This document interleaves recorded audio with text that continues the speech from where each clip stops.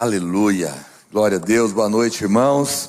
A graça e a paz do Senhor esteja no seu coração, amém? Fica triste não, sou eu mesmo.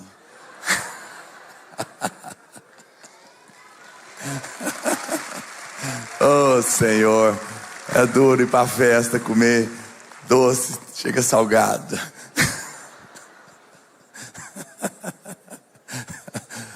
Mas o Senhor usa os fracos, irmãos.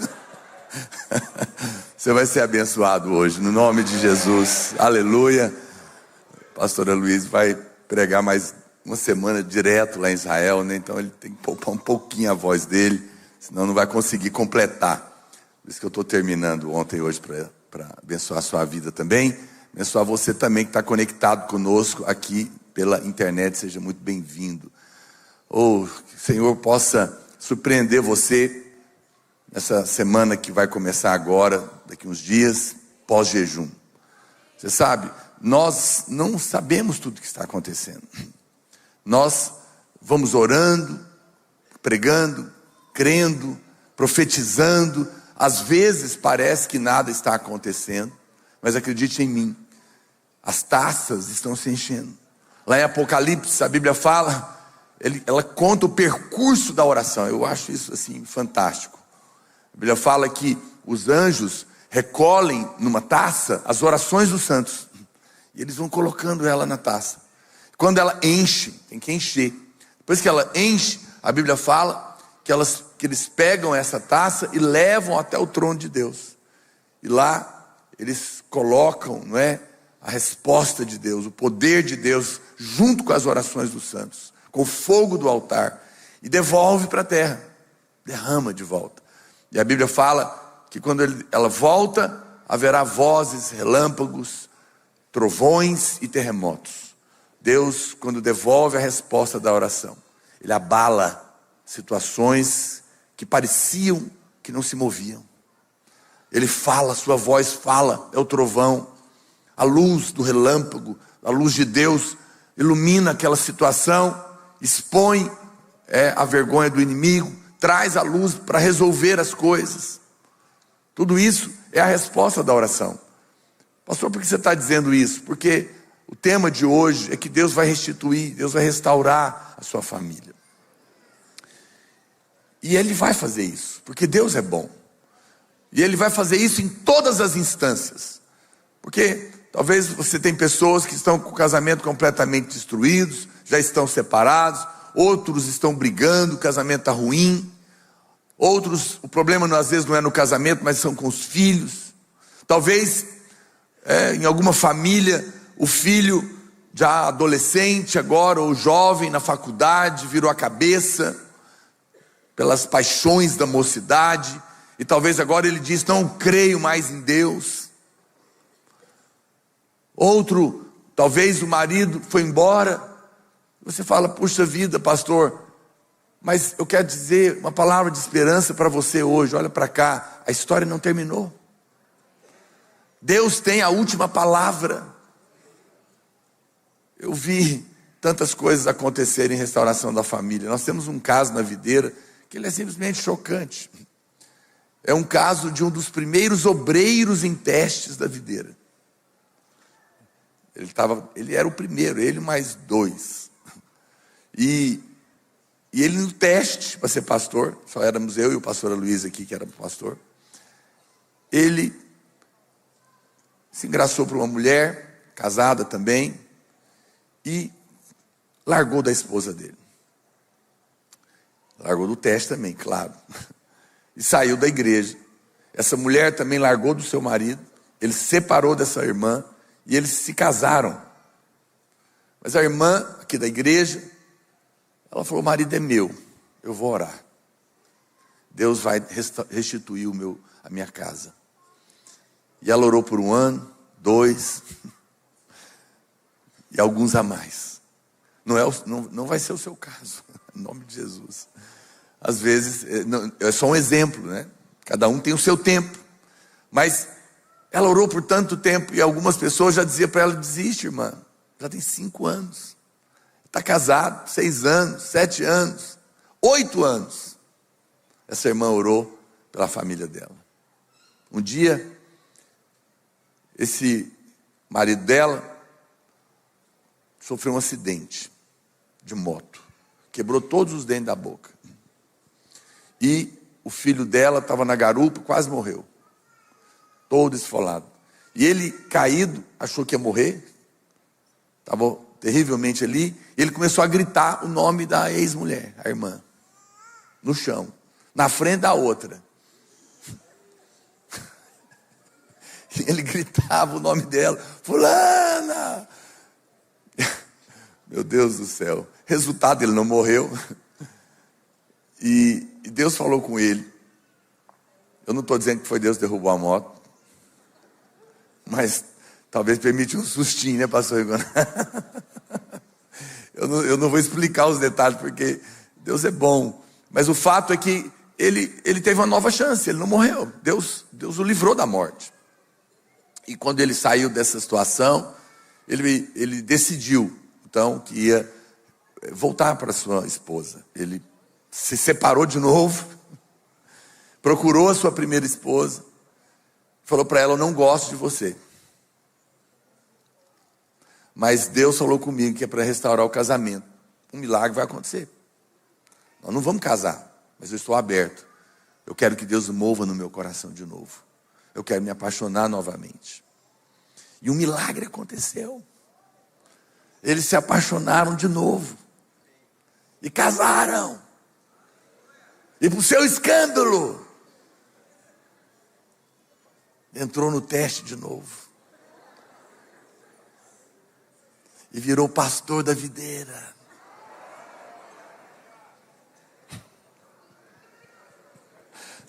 Esses irmãos estão olhando assim, será que é aqui? Não está aqui. Ele não é pastor na capital, é no interior. E é uma bênção. Não é pastor Marcos Mota? Pastor Marcos Mota conhece ele. Todo mundo conhece ele. Aleluia. Meu Deus do céu, não me faça perguntas teológicas. É o seu pastor, está certo. Mas todo mundo sabe, é um testemunho, na verdade, bonito, né? Eu gosto muito deles, são uma bênção realmente. Mas você vê que loucura, o que estava completamente perdido, de uma maneira impressionante, Deus fez. Eu estou aqui hoje para trazer uma palavra de esperança. Se o seu casamento está destruído, Deus vai restituir. Se está ruim, vai ficar bom. Se está bom, vai ficar maravilhoso. Seus filhos estão afastados, Deus vai trazer de volta. O Senhor tem uma palavra para você. Eu sei que nós hoje falamos pastor, mas o problema é que talvez, se você olhar as famílias que foram destruídas, marido ou mulher que foi embora, ou filhos que se perderam, você vai dizer: é porque nós vivemos num mundo horroroso. Tem muita influência ruim na escola, no trabalho, na rua, internet, é tanta coisa terrível que cerca a casa da gente, pastor. E a hora que eu vejo, aquilo entra e está destruindo, e nós às vezes ficamos assim assustados, não é? Com tudo isso. Mas eu quero usar um exemplo do que aconteceu na 9ª praga no Egito, quando Deus estava tirando o povo dele da escravidão, debaixo de Faraó, e levando eles para a terra prometida. Eles iriam ter um outro lugar, maravilhoso, abençoado, cheio de vida. E estava tendo um embate ali. Era uma luta contra Faraó, que estava oprimindo, dominando aquelas famílias do povo de Deus, impedindo aquelas famílias de serem abençoadas. O diabo se levanta para resistir sua casa, para resistir seu casamento, seus filhos, sua família. Assim como ele fez naquela altura. E eu vou dizer algo para você. O que aconteceu naquela 9ª praga? A Bíblia diz, em Êxodo capítulo 10, verso 21. Então disse o Senhor a Moisés: estende a mão para o céu, e virão trevas sobre a terra do Egito. Trevas que se possam apalpar. A Bíblia fala que era uma treva tão densa, você podia pegar nela. Ou seja, não era algo, você não pega nas trevas. Ninguém pega nas trevas assim como não pega na luz. Ou seja, se a Bíblia está dizendo que era uma treva que se podia apalpar, não era algo natural. Era um juízo sobrenatural que estava acontecendo aqui. Que coisa séria. Então, a Bíblia fala que Moisés estendeu a mão para o céu e houve trevas por toda a terra do Egito por 3 dias. 3 dias. Número 3 na Bíblia sempre fala de algo completo. Por isso que Jesus ressuscitou ao 3º dia, orou 3 vezes, se possível, passa de mim esse cálice. Paulo orou 3 vezes para que o Senhor tirasse o espinho da sua carne. É uma ação completa, foi plena trevas. E espiritualmente falando, essa é a posição do Egito. Também hoje, o Egito aponta para o mundo na Bíblia. O Egito, o mundo que nós vivemos, ele está em plena trevas. Eles não podem ver as coisas de Deus. Eles não podem perceber as coisas de Deus. Eles estão em completa escuridão, separados de Deus. Essa é uma descrição espiritual do mundo atual, coberto de trevas. Mas a Bíblia diz, em Isaías capítulo 60, verso 2, ainda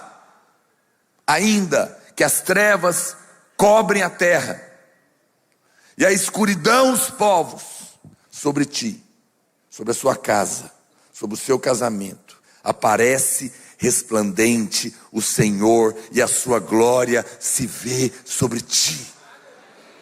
Como que pode? Nós moramos no mesmo lugar, nós estamos na mesma terra, mas a Bíblia fala que as trevas cobrem a terra, as trevas cobrem a terra, que nós moramos aqui também, porém sobre o seu povo, a glória de Deus resplandece, no meio das trevas. Há uma separação clara de quem serve a Deus e de quem não serve a Deus, de quem é povo de Deus e quem não é. A porta não está fechada para eles, mas se eles não crerem, não vierem, não entregarem a sua vida, vão permanecer lá fora. As trevas lá fora não é motivo para você ficar incrédulo sobre o que Deus vai fazer na sua casa. Não é motivo para você ficar com medo dessas trevas roubarem a sua família. As trevas são apenas uma ocasião para que a luz de Deus se manifeste na sua casa, brilhe na sua família, porque quando tem trevas é que a luz pode brilhar. Você sabe, se você tem uma linda vela, mas sai com ela no sol ao meio-dia, a glória da vela se perde. Mas quando você acende ainda que uma pequena vela nas trevas, aquela pequena vela faz toda a diferença. Existe uma luz na sua casa, porque você está lá. Existe uma luz de Deus ali. A lei, ela era uma pequena lâmpada. A lei era uma vela. Mas a graça é o sol que nasceu, que brilhou, que está brilhando. É a nova aliança. Ela é o sol ao meio-dia, na sua mais alta força. Antes de Cristo vir, havia luz. Era a luz que Deus tinha dado para aquele povo, mas era uma vela, era uma lâmpada. Mas agora, no tempo de hoje, nós estamos diante do sol da justiça, que é Cristo. A graça de Deus é uma luz muito poderosa, muito mais forte. Aqueles que vivem ainda, insistem, nascidos de novo, povo de Deus, mas ainda insiste em viver na lei. A casa deles tem uma lâmpada muito pequena. Põe isso na sua cabeça. A lei, sistema de troca, tentar merecer para ter uma família abençoada, tentar merecer para ter a restauração do casamento, tentar merecer para ter o filho de volta, não errar, cumprir todas as regras para ver se, quem sabe, a minha casa melhora. É a lei. A lei é merecimento, é troca, é barganha, que nunca pode ser cumprida. Eu não estou mandando você viver uma vida errada, só estou dizendo que tentar na sua força nunca será suficiente. Isso é uma vela pequena. Tem uma luz. Na casa de todo mundo que nasceu de novo tem uma luz. Mas a lei os que estão vivendo na lei, tem uma luz pequena. Mas para aqueles que recebem sem merecer, aqueles que recebem porque são filhos amados, verão o sol da justiça, da graça de Deus dentro da sua casa. Uma luz poderosa. Lá do lado da minha casa, eu moro na beira de uma mata, tem um lugar de fazer caminhada. E aí estava muito escuro. Tinha umas lâmpadas que estavam funcionando e outras fracas, mas dava para andar. Tinha uma luz lá, é a lei. Eu reclamei. Falei, está muito escuro aqui. Eles falaram, nós vamos trocar, nós vamos colocar uma luz nova, de LED. Agora, eu e a Marília, às vezes a gente olha, dói até o olho, né, amor? A minha mulher falou assim, nossa, amor, que luz poderosa que colocaram ali. A gente está atrapalhando a dormir, tem que colocar o blackout agora. Mas é a graça de Deus, é essa luz poderosa que ilumina todas as trevas e espanta as trevas. Espanta as trevas da sua casa. Não tenha medo. Não tenha medo das trevas que está no mundo. Vou te dar um testemunho, que no começo foi testemunho, mas depois virou testemunho. Eu e a Marília tínhamos 2 filhos. E ela estava tentando, a gente tentou o terceiro, ela perdeu a gravidez, e daí passou um tempo, as coisas difíceis, e a gente começou a pensar, será que nós vamos ou não ter o terceiro filho? E eu confesso que por um momento, eu comecei a avaliar, esse mundo está tão difícil.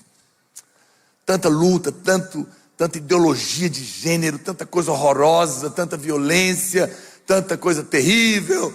E aí eu vou ter mais um filho para colocar nesse mundo de trevas.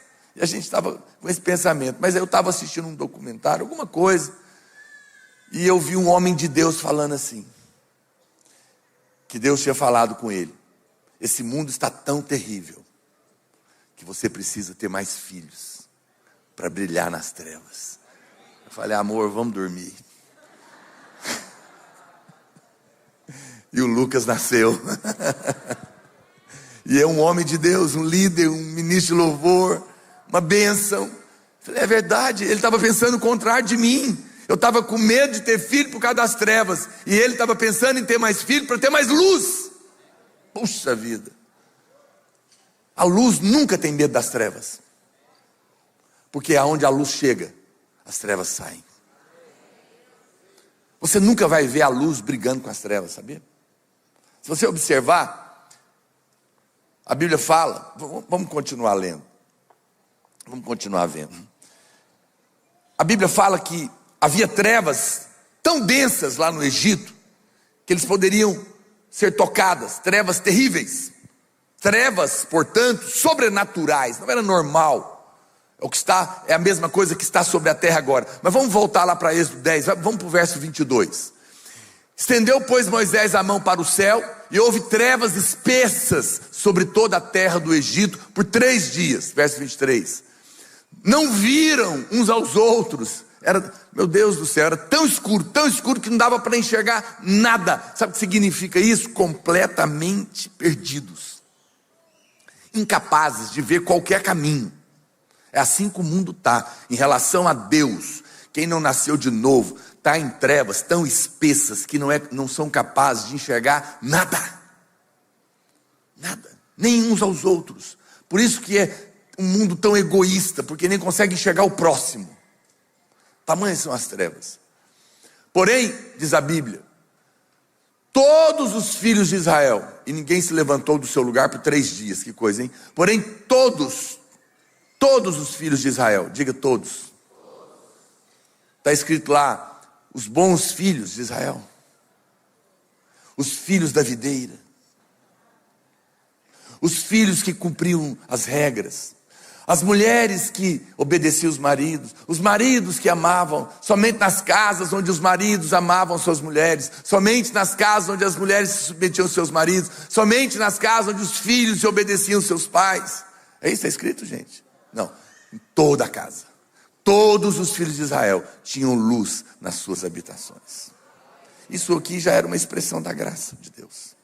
Porque você acha que todo casamento lá era 100%? O que vocês acham?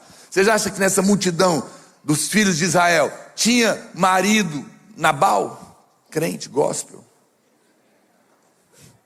Podemos esquecer o Nabal não, né? Nabal está famoso. Se você não veio, você não está sabendo, está perdido aí. Se você chegou agora, você tem que ler o livro. Olha só, se o seu marido não ama você, mas ele é crente, lá tinha muitos assim. Será que na casa de muitos deles as mulheres não eram submissas a seus maridos como ao Senhor? Sim. Será que na casa de muitos os filhos não honravam os pais? Sim. É ruim isso? É. Mas eram filhos.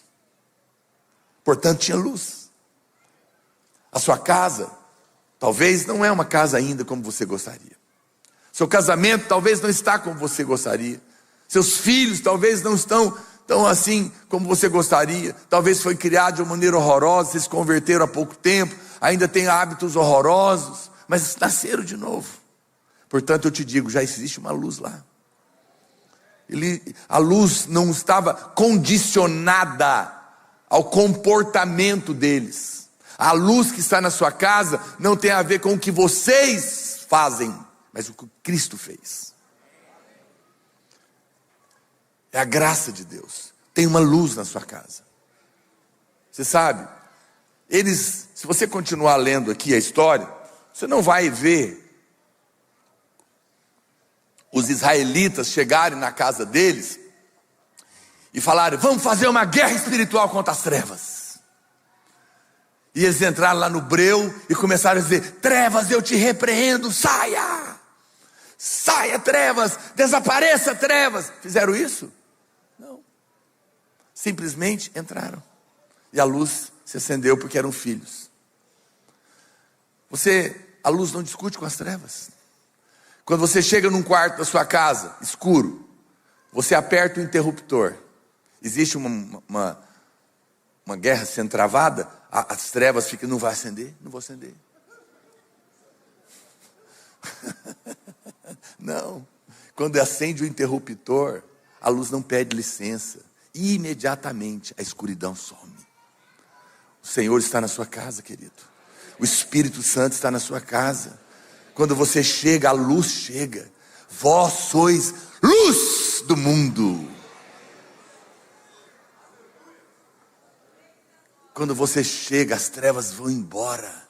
Sua casa é abençoada, sua casa é iluminada. O inimigo não tem espaço, apesar dos problemas que tem lá. Mas Deus não terminou. Ele está trabalhando. O diabo não tem poder na sua casa. E isso é poderoso.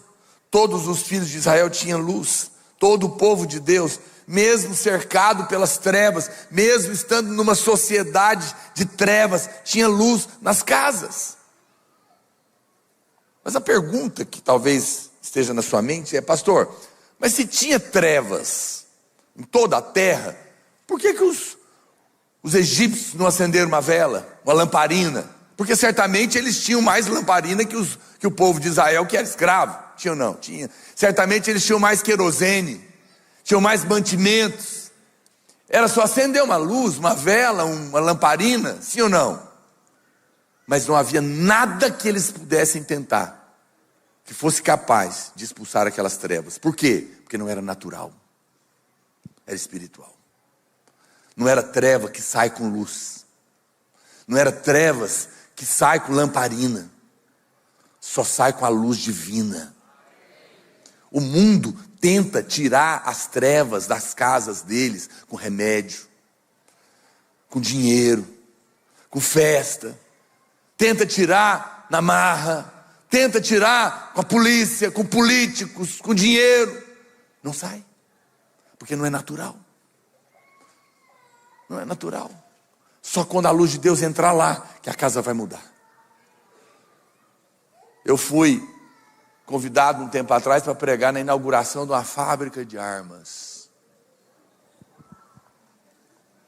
Vocês têm que orar demais para pastor. O que pregar na inauguração de uma fábrica de armas? Vê se você tem que lembrar do pastor na hora do almoço. Falar: Senhor, fala que esse homem, meu Deus do céu. Eu fui. Era uma coisa super restrita, né? Porque tinha um monte de pistola lá.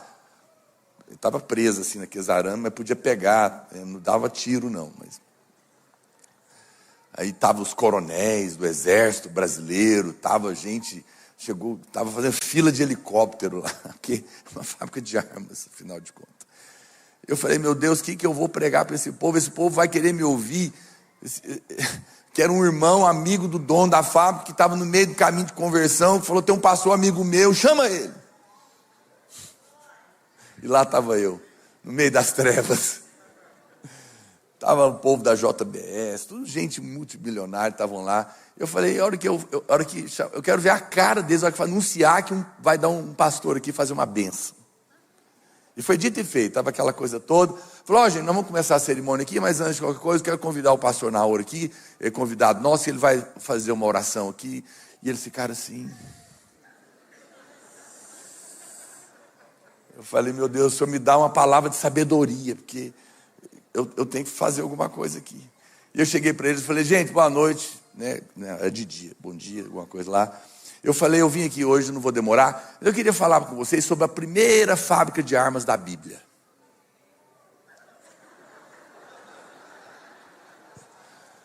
E esse cara me olha. Vocês sabem, né? Sabe nada. Vai saber hoje. Eu falei, o dono dela chamava Tubal-Caim. Ele foi o primeiro artífice de armas da Bíblia. E aí eu comecei, aí ele já ficaram assim, chamei a atenção deles, comecei a falar. Por um momento eu falei, né, eu entendo que, infelizmente, é necessário hoje em dia ter fábrica de armas para o bem das pessoas de bem. E eu desejava que aquilo não fosse usado para o mal, mas para trazer segurança para as famílias e tal. Vivemos uma guerra na sociedade, muitos problemas, precisa de polícia, tarará, tarará, tarará. E aí eu falei, mas tem uma guerra que essas armas aqui não resolvem. E eu falei, está acontecendo dentro da sua casa. Porque depressão não sai com bala. Droga, filhos drogados não se liberta com bala. Casamentos destruídos não se liberta com bala. Aí, irmãos, podia ouvir o mosquito voar. Porque eu toquei na guerra deles, que não se resolve com arma. É verdade? Eu apresentei a verdadeira arma para eles, o poder do nome de Jesus. Eu orei por eles e foi uma bênção. E a hora que terminou, vários deles me chamaram para conversar. Me deram o telefone. Gente importantíssima. Por quê? Porque essa é uma verdade. Portanto, você precisa ter esperança, porque todos nós passamos por lutas e tribulação dentro de casa. Mas qual a diferença? Nós temos uma luz sobrenatural para enfrentar as trevas sobrenaturais. Nós podemos enfrentar as trevas que não tem luz no mundo que acende. O mundo é tão tomado de trevas que não há nada que eles façam que possa resolver. Eles remediam, mas não resolvem. Eles têm paliativos momentâneos. Você não. Você é filho, tem uma luz na sua casa para dissipar todas as trevas do inferno sobrenaturais na sua casa, no seu casamento, sobre a vida dos seus filhos. Essa luz já está em vocês. Você não tem, pastor, é verdade, mas parece que ela está muito fraca na minha casa, ou parece até que não tem. A luz tem, a luz já está em você. No momento que você nasce de novo, a Bíblia fala que você se torna a luz do mundo. Qual o problema? Às vezes, ela está escondida. Às vezes, ela está quase apagando. É necessário deixá-la brilhar. Quanto mais a luz brilhar dentro da sua casa, mais iluminado será o seu casamento. Mais iluminado será a sua família e seus filhos. Deus está nos chamando, está nos dizendo, eu quero trazer mais luz na sua casa, porque onde tem luz tem vida. tem caminhos claros, tem direções claras, tem bênção, tem suprimento. Esses dias de jejum, irmãos, são dias em que o Senhor está restaurando a luz, numa medida poderosa, a luz do Evangelho, da graça de Deus, em cada lar, em cada casamento. Nós estamos desafiados hoje a deixar a nossa luz brilhar. Aquela luz do povo de Israel também não era deles, porque não era natural. Era uma luz que veio de Deus, não foi produzida por mãos humanas. Deus está dizendo para o seu povo, homens, mulheres, maridos, esposas, pais, avós, haverá luz na sua casa,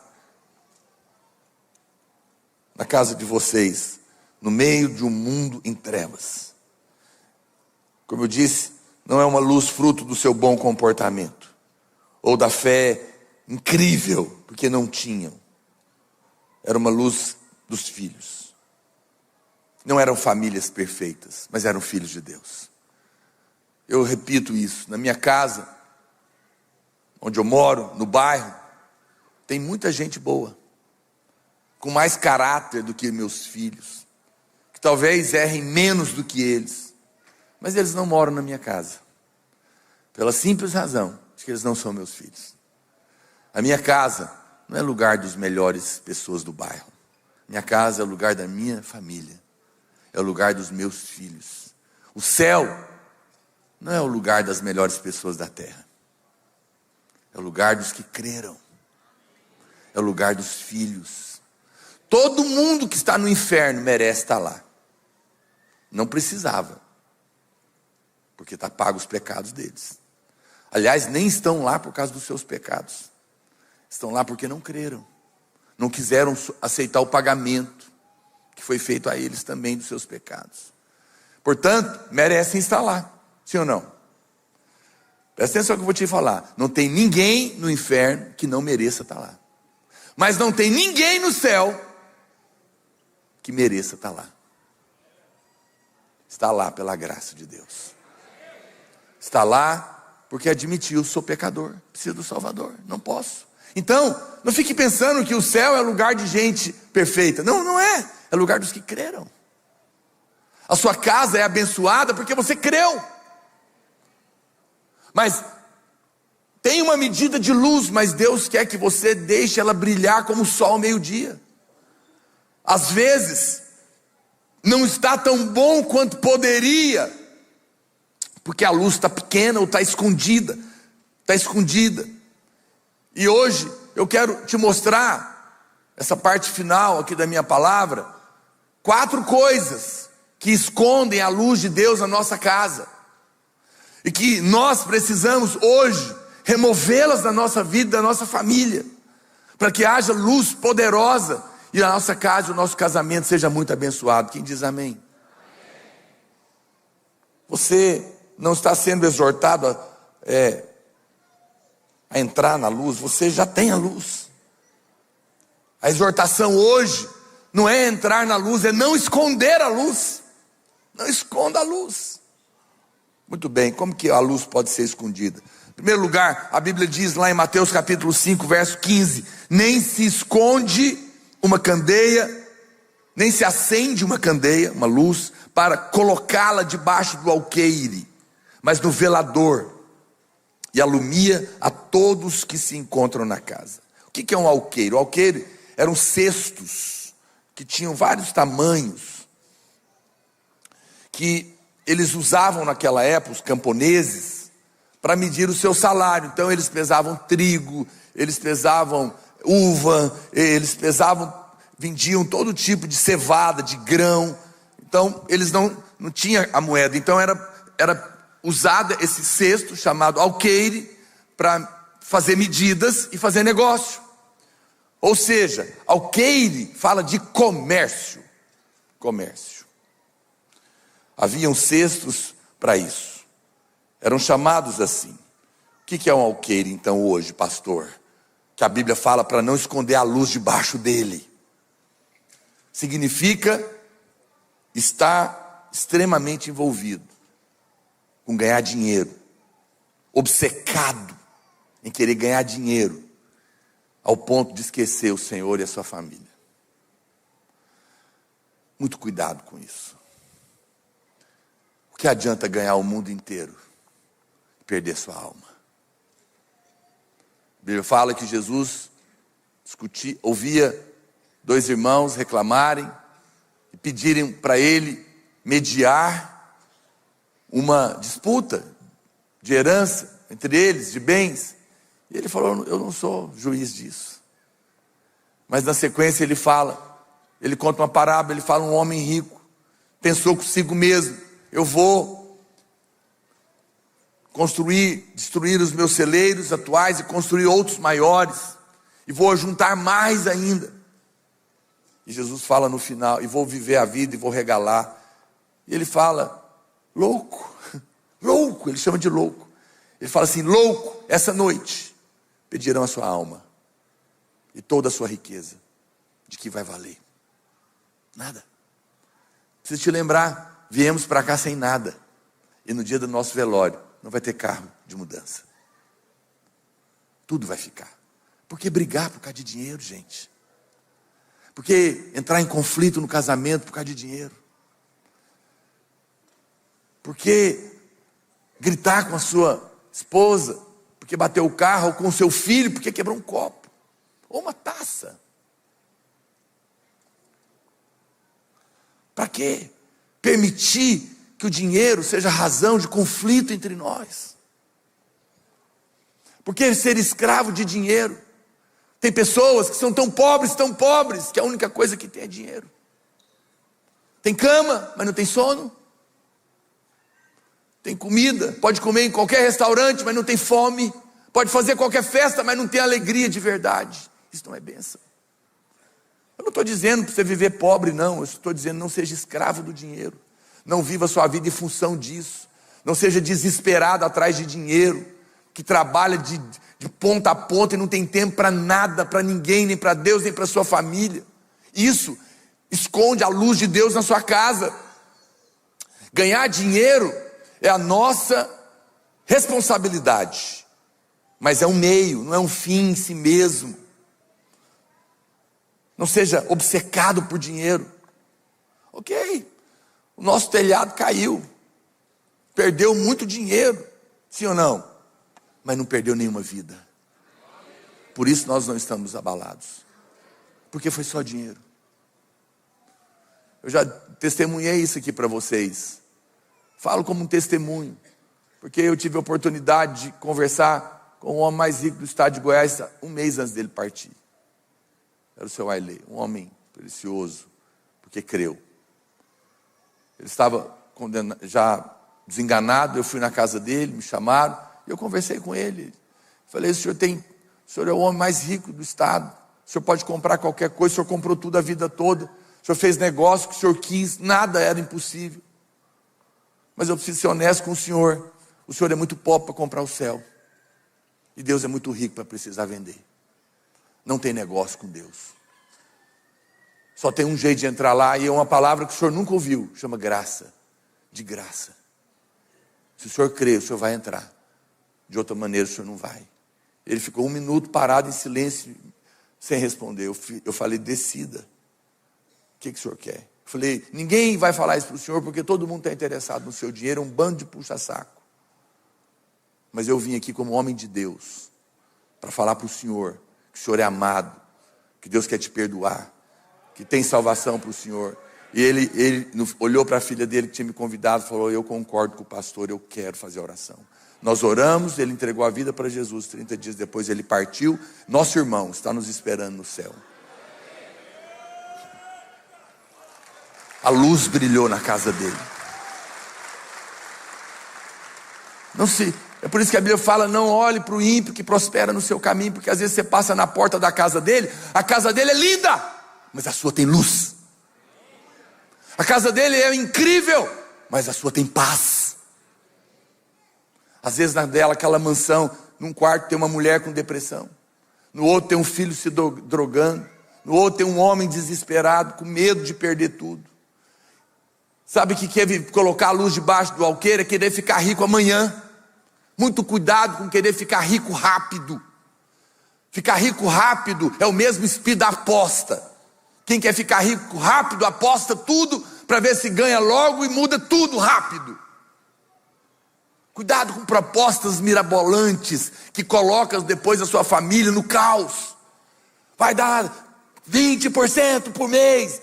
Mentira. Cuidado com isso. Isso é ganância que destrói famílias e que apaga a luz. A Bíblia não diz que isso é bom. Provérbios 28, 22 diz na ARC: aquele que tem um olho mau corre atrás das riquezas, mas não sabe que há de vir sobre ele a pobreza. Provérbios 13, 11 diz: os bens que facilmente se ganham, esses diminuem, mas os que ajuntam à força do trabalho terá aumento. Você vai ser abençoado no seu trabalho, sem ganância, sem desespero, em paz. Você pode trabalhar, mas sem ansiedade, porque o Senhor é contigo. Você não precisa morrer para ter dinheiro, não. O Senhor, seu pai é rico. Nós não somos o povo da promoção. Já viu promoção? Compra agora, vai acabar, promoção, é só hoje. Quando vem os vendedores falar isso para mim, eu falo: pode ir, eu vou comprar depois. Mas vai ficar mais caro. Eu falo: não tem problema, meu pai não tem problema com dinheiro. Ele paga mais caro. Mas primeiro eu vou orar. Eu não te condeno. Difícil o homem que nunca caiu na ganância. Eu já caí. Não é bom. Você não tem que cair. Que haja luz na nossa casa. Que a nossa luz não esteja escondida debaixo do dinheiro, do alqueire. Bom, deixa eu acabar que eu já tinha que ter terminado. Jesus amado. Lucas 8,16 diz: ninguém, segunda coisa que esconde, ninguém depois de acender uma candeia a cobre com um vaso.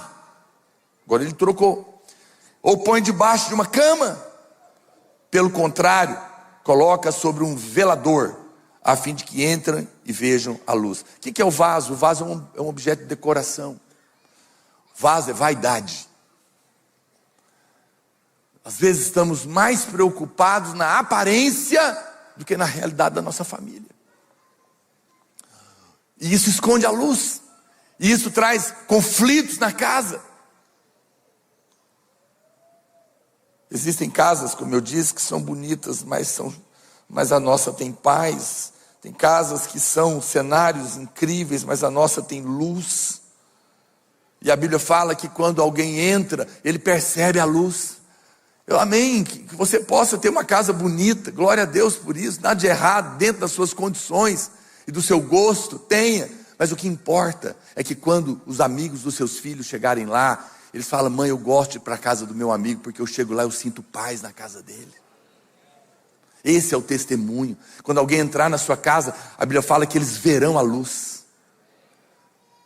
Nós construímos essa arena, mas o que nos importa ela ser bonita se alguém entrar ali e não sentir a luz de Deus aqui?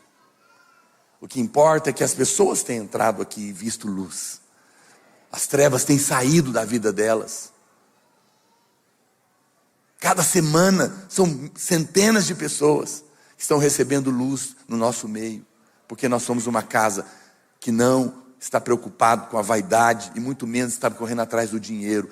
A luz está brilhando no nosso meio. Que essa seja o valor do seu coração e da sua casa. Que você não tenha que sair escondendo nada o dia que o pastor for visitar a sua casa. Que a sua casa não seja um lugar de gritaria, de brigas, de palavrões como é do mundo. Não, sua casa é um lugar de paz. Porque o que importa são as pessoas e não o sofá.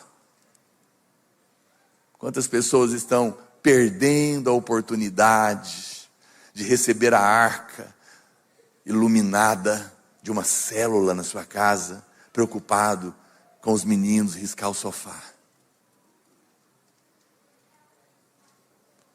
Estão perdendo, porque quando a arca reúne, a luz aumenta. Os irmãos vão para lá, as trevas saem. Feliz é a casa que tem uma arca iluminada. Na minha tem duas, toda semana. Sempre foi assim. Nunca deixou de ter. Considere. Terceiro, penúltimo, a Bíblia fala para você não colocar a lâmpada debaixo da cama. No mesmo texto, cama fala de duas coisas. Cama é lugar de dormir e de fazer sexo. Cama na Bíblia aponta para preguiça e sexo. Duas coisas que têm tampado a luz nas casas de muitos irmãos. Querido, não tente se livrar da pornografia. Fale com Deus. Fale com o Espírito Santo. Admita a sua fraqueza. Não tente mais, na força do seu braço, lutar contra o adultério. Peça ao Espírito Santo. Ele vai te libertar dessas trevas com a luz dele. Quando a tentação vier, quando as trevas do sexo baterem nas portas da sua casa, através da pornografia, do adultério, das tentações, fala: Senhor, derrama luz nas minhas trevas, ilumina a minha vida e a minha mente e me liberta dessa tentação. Muitos homens têm permitido as trevas do pecado sexual entrar na sua casa e têm destruído famílias. Eu tenho um livro, vou fazer propaganda, que eu escrevi para os homens, chama A Jornada de um Homem. Tem um capítulo dedicado à libertação dos pecados sexuais. Como ser livre dos pecados sexuais. Porque esse é um mal que atinge a maioria das famílias. E ele não é inofensivo, ele cria fantasias, ele atrai demônios, ele destrói casamentos, ele impede a luz de brilhar na sua casa. Nós estamos atacados por todos os lados com esses problemas, mas existe luz, luz da graça de Deus. Mas também a preguiça é um problema. Você sabe, a preguiça tem uma relação com a tristeza. Quem está triste não tem energia, mas a casa que tem alegria tem disposição. E a alegria é um fruto do Espírito. Não se preocupe em vencer a preguiça. Seja cheio do Espírito. E a alegria vai reinar na sua casa. E você vai levantar da cama para trabalhar e ser abençoado. Porque a luz de Deus vai brilhar mais forte. E para encerrar, interessante, só um parênteses. Sabia que Davi, o homem segundo o coração de Deus, todo mundo sabe que ele caiu no pecado sexual. E destruiu a casa dele. Vocês se lembram quem foi que ele matou para ficar com a mulher dele? A Batseba. Ele matou um homem chamado Urias.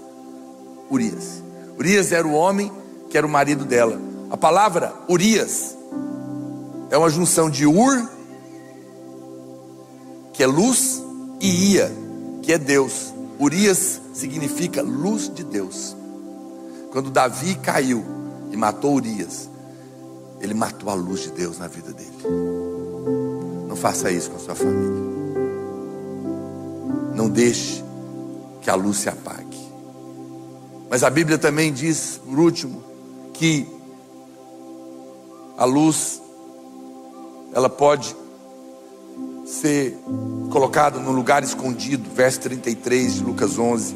Ninguém, depois de esconder uma candeia, a põe num lugar escondido, nem debaixo do alqueiro, mas no velador, a fim de que os que entram vejam a luz. O que é uma luz escondida? Fala do medo e da timidez para testemunhar do Senhor. No entanto, a Bíblia diz que você não precisa ser um pregador, porque a Bíblia fala que quando tem luz na sua casa, todo mundo que entrar vai ver.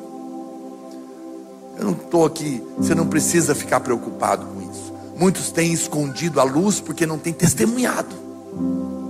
Mas o que eu faço? Tire a luz debaixo de todas essas coisas. A sua casa vai ser cheia de luz. E apenas convide as pessoas. Quando elas entrarem lá, elas verão a luz de Deus e se converterão. Assim como elas têm entrado aqui, visto a luz de Deus, e as trevas têm sido dissipadas da vida deles. No nome de Jesus. Você tem disposição hoje para que a luz brilhe mais forte na sua casa? Fique de pé. Vamos orar por